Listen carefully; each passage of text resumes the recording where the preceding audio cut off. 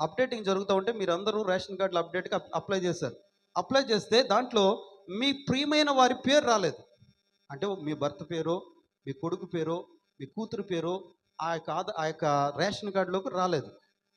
ఇప్పుడు పోతే పోన్లే, వాళ్ళ పేరు ఉంటే ఎంత, ఉండకపోతే ఎంత అని రేషన్ కార్డు వాడేస్తారా?